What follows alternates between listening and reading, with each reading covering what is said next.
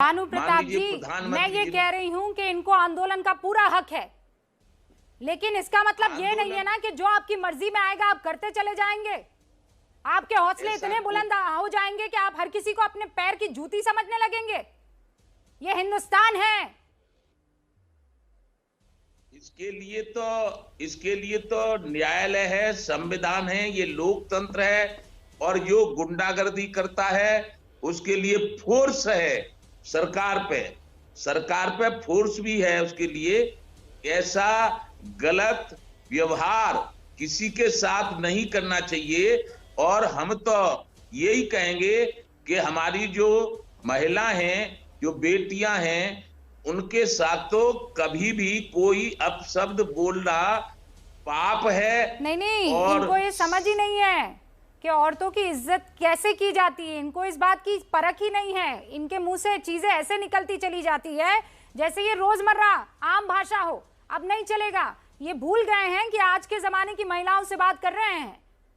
ये पिछड़े जमाने की महिलाएं नहीं है, ये हम लोग हैं। और हमें पता है अगर इज्जत देंगे नहीं तो छीन कर हासिल करेंगे।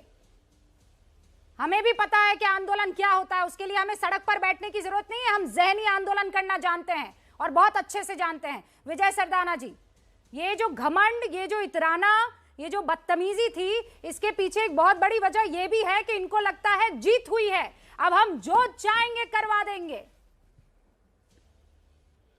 देखिए रविका जी, ये जो ये इनके संस्कार हैं, ये सिर्फ आपके साथ इन्होंने नहीं किया है।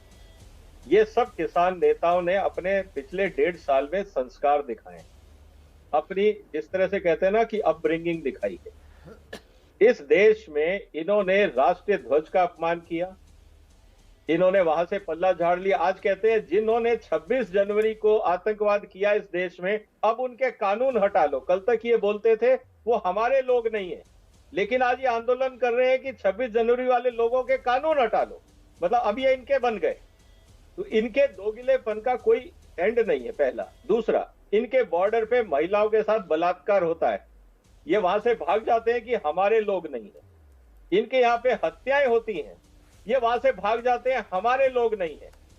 देश के चुने हुए प्रधानमंत्री को मर्जा मोदी बोलते हैं। ये इनके संस्कार हैं, ये इनके अपब्रिंगिंग है। और मुझे तो ताज्जुब तब होता है जब इस देश का राजनीतिक, जो मैं पॉलिटिकल पार्टी नहीं कह रहा हूं, जो राजनीतिक सोच है, चाहे वो अपोजिशन है चाहे सत्ता में है, ऐसे लोगों का समर्थन करते हैं। मेरे को उन पे भी शर्म आती है कि क्या यही रिश्ता रह गया हमारी राजनीति का, कि अराजक तत्वों के पीछे बैठ के आप राजनीति करोगे। आप में से एक की हिम्मत नहीं हुई अपोजिशन में ये कहने की कि देश के प्रधानमंत्री की बेइज्जती बर्दाश्त नहीं करेंगे, चाहे वो मनमोहन सिंह जी हो, चाहे राहुल गांधी हो, चाहे मोदी हो, चाहे कोई हो। आफ्टर ऑल वो मेरे देश का प्रधानमंत्री है, यहाँ राजनीति नहीं होती। कहने का मतलब ये है हमें कि हमें इस देश को समझना होगा कि क्या ये देश प्रजातंत्र से चलेगा या लूट तंत्र से चलेगा, या मॉब चलाएगा या लोकतंत्र चलाएगा। अनफॉर्चुनेटली प्रधानमंत्री जी ने इशारा आपकी तरफ लिया है। मैं सबकी तरफ कर रहा हूं जो अराजक लोगों का समर्थन कर रहे हैं किसी भी बहाने। अगर वो अपनी राजनीतिक रोटियां सेकते हैं अराजकता के कारण, उन सबको शर्म आनी चाहिए। वो अपने आप को लोकतंत्र नहीं कह सकते क्योंकि उनके पास इतनी क्षमता नहीं है कि वो अपने दम पे आवाज उठा सके। उनको आतंकवादियों, मवालियों, अराजक तत्वों, गुंडागर्दी वाले लोगों का सहारा लेना पड़ता है अपनी बात कहने के लिए। इससे बड़ा लोकतंत्र का अपमान क्या हो सकता है? ये दुख की बात। सापरा जी,